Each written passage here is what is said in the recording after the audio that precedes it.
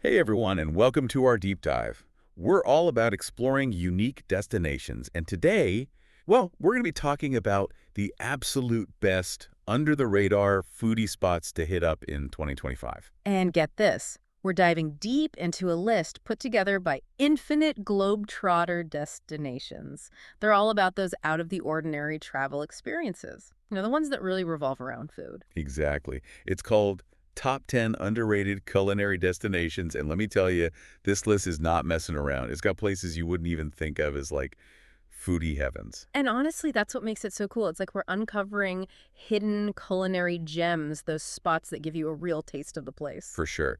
So, are you ready to get started on this food journey? Absolutely. Let's go. Awesome. First up, we're flying over to Lima, Peru. Yeah. Yeah, I know everyone thinks Machu Picchu, but trust me, Lima's food scene is something else. Oh, absolutely. And the video, it just perfectly captured the city's energy, especially those bustling markets. You can practically smell the spices and see those vibrant colors just popping I know. out. It's incredible. And when it comes to seafood, Lima is just in a whole different league. I mean, this is where ceviche is basically an art form. It's not just like, oh, throw some fish and lime juice. They use all these unique Oh, marinades. yeah, like leche de tigre. Exactly, infused with those aji amarillo peppers and served with sides like choclo. Mm. Now, that's a serious ceviche. Totally. And you know what else they highlighted in the video? The street food scene.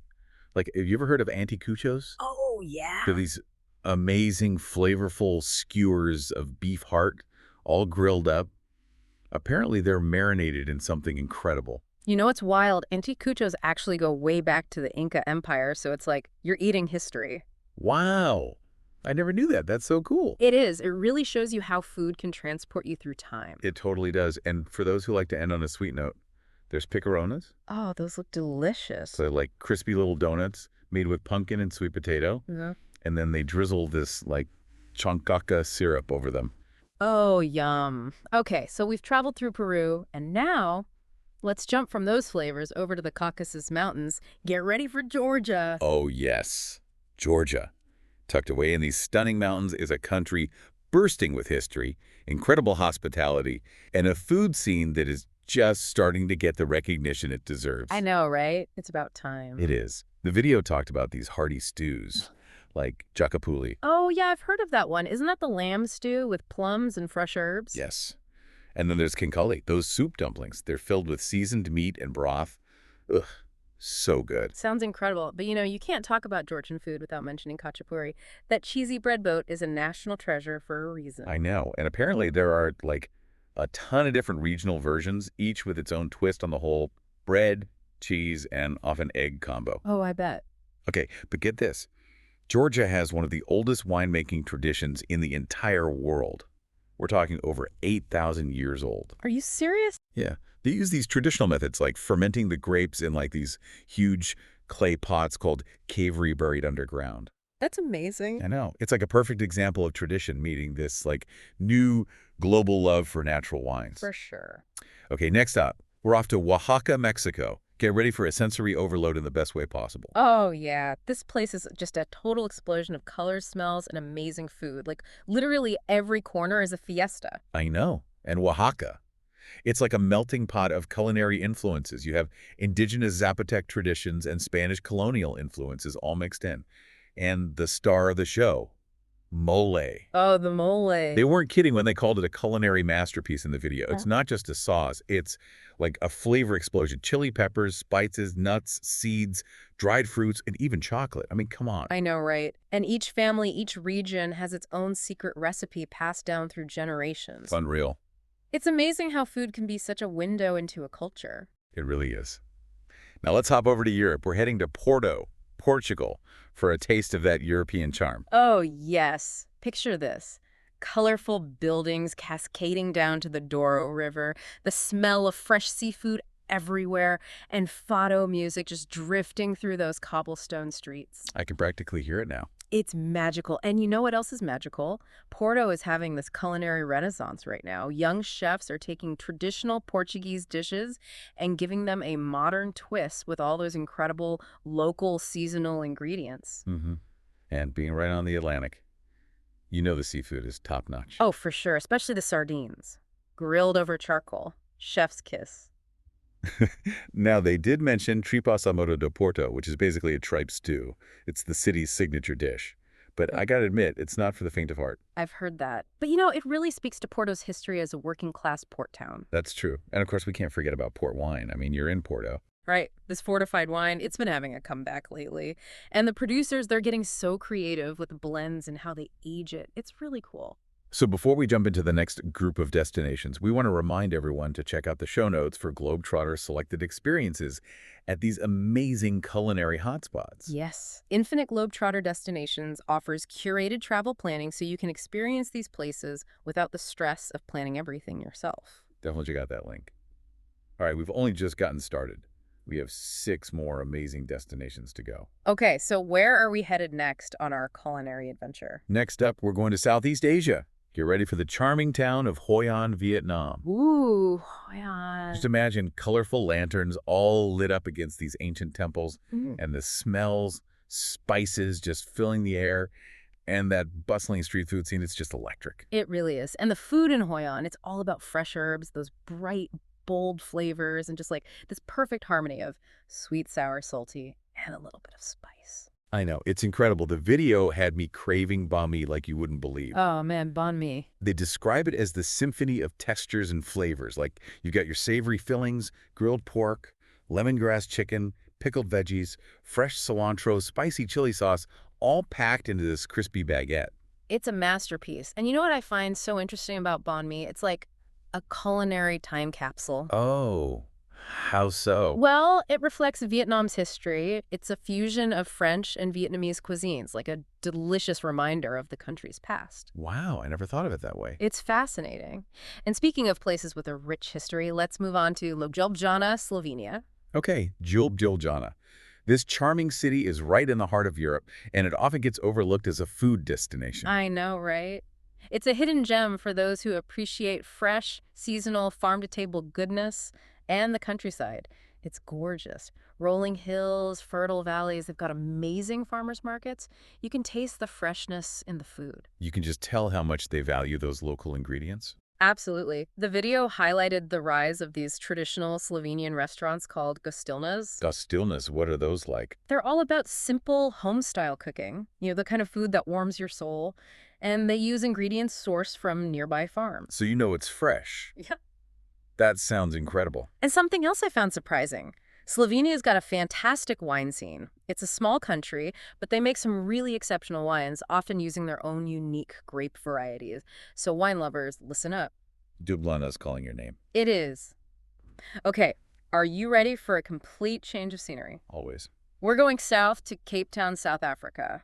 Stunning landscapes meet vibrant culture and a melting pot of cuisines. It's incredible. Oh, I've heard such good things about Cape Town's food scene. It's seriously something special. Being at the southern tip of Africa, Cape Town has been this crossroads of cultures for centuries, and that's totally reflected in their food. You'll find Malay, Dutch, French, and African influences all blended together. It's truly unique. The video made South African barbecue sound like a dream come true. Oh, it is.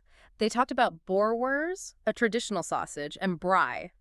Braai is basically South African for barbecue, and it often involves lamb chops, steaks, chicken, all cooked over an open fire. Okay, you had me at open fire. But don't forget the seafood. Cape Town is right on the Atlantic, so it's fresh fish and shellfish galore. And you have to try the Cape Malay curries. They're fragrant, flavorful, made with all these incredible spices and coconut milk. That sounds divine. And of course, we can't talk about South Africa without the wine. The Cape Winelands are just a short drive from Cape Town, and they are renowned for their beauty and their world-class wines. Oh, the wine. It's a must-try. From bold Cabernet Sauvignon to crisp Sauvignon Blanc, they've got something for everyone. Okay, now get ready for this next one. It might surprise you. We're off to Reykjavik, Iceland. Iceland. I wouldn't immediately think of Iceland as a foodie destination, but I am definitely intrigued. Right. Reykjavik's food scene might not be on everyone's radar, but it's definitely worth exploring. Their whole culinary philosophy is about embracing the local bounty. What kind of local ingredients are we talking? Well, for starters, the waters around Iceland are incredibly clean and cold, so they have some of the freshest seafood in the world. Think Arctic char, cod, langoustine, you name it. And then there's skyr. Skyr? What's that? It's a thick, creamy yogurt that's like a staple in Icelandic cuisine. So good. Okay, I'm adding Skyer to my list of things to try. You won't regret it. Oh, and speaking of trying new things, the video mentioned a traditional Icelandic delicacy that's, well, let's just say it's not for everyone. Uh-oh, what is it? It's called hockerel, and it's basically fermented shark. Fermented shark. Oh, Well, yeah. It's definitely an acquired taste, but hey, it's a cultural experience. It shows you how resourceful they are, thriving in such a challenging environment. that's true. And hey, if fermented shark isn't your thing, you could always try Brennivin. Oh, Brent. It's that potent Icelandic schnapps, sometimes called Black Death. Oh, yeah, that's a good one. You know, definitely not for the faint of heart, but hey, if you're feeling adventurous. Why not? Exactly. Okay, ready for some Mediterranean sunshine? I'm ready for anything at this point. Perfect. We're going to the vibrant, historic city of Palermo, Sicily. Get ready to be blown away by the sights, sounds, and smells of this amazing city. How's Sicily? I've always wanted to go. You have to. History and culture are just woven into every bite of food in Palermo, and the street food. Legendary. Tell me more. They have these vendors selling all sorts of tempting treats like arancini, those crispy fried rice balls. They're filled with either savory ragu or melted cheese. Well, I've had arancini before. They are so good. Right, and they're everywhere in Palermo. The video also talked about sfincione. What is that? It's a thick crust Sicilian pizza, usually topped with tomato sauce, onions, anchovies, and this amazing caciocavallo cheese. It's the perfect fuel for a day of exploring. It sounds amazing. And of course, no trip to Sicily is complete without gelato. Oh, yes, the gelato. The island is famous for its creamy, flavorful gelato made with fresh local ingredients. That sounds like heaven. It is. Now, before we head to our final destination, we want to remind everyone once again about those Globetrotter selected experiences in our show notes. Yes, definitely check them out. They can help you plan a truly immersive trip to any of these incredible locations. Exactly. Okay, ready for our last stop? Hit me with it. I'm ready for anything. We're going down under to Wellington, New Zealand. Wellington. I always hear so much about Auckland, but Wellington, that's a new one for me. I know, right? Wellington often gets overshadowed by Auckland, but it's a vibrant capital city with a lot to offer, especially to foodies. Okay, tell me more. What's so special about Wellington's food scene? Well, first of all, they've got this incredible coffee culture. Like, Wellingtonians take their coffee seriously. Oh, yeah. Seriously. Their baristas are like artists creating the most intricate latte art. And the coffee itself, some of the best in the world. Wow, I'm impressed. And if you're a craft beer fan, Wellington's got you covered. They have a booming craft brewery scene with tons of breweries and pubs serving up a huge variety of local brews. Okay, color me intrigued. And the food scene in general. It's all about innovation and experimentation. Young chefs are pushing boundaries, using fresh, local ingredients, and creating these incredibly unique dishes. You'll find everything from fine dining to casual cafes, all with that same focus on quality and creativity. That sounds fantastic. It is. Wellington is also all about embracing its natural surroundings, so you can expect lots of fresh seafood, lamb, and amazing produce on the menus. Sounds like a dream come true. So we've taken you from those bustling street food markets in Hoi An to that hearty South African braai. We've explored Georgia's ancient winemaking and finished off in Wellington with its innovative, cutting-edge food scene. It's been an amazing food journey for sure. Mhm. And I think what's so great about this list from Infinite Globetrotter Destinations is that it really pushes us to look beyond the obvious, to get out there and discover those hidden culinary gems. You know, the places you wouldn't necessarily think of as foodie hotspots. Absolutely. And what I love is that it's not just about, like, the food itself. It's about those stories behind the dishes, the generations of tradition, the connection between the food and the culture. It really highlights how food can connect us to a place, to the people, the history. It's like a universal language. It is. Food transcends borders, languages. It brings people together. And this list, it just proves that there's a whole world of culinary experiences out there waiting to be discovered. So as we wrap up our deep dive into these top 10 underrated culinary destinations, we want to leave you with a question. What culinary adventure are you going to embark on? Yeah, which of these destinations sparked your interest? What flavors are you dying to try? Don't just dream about it.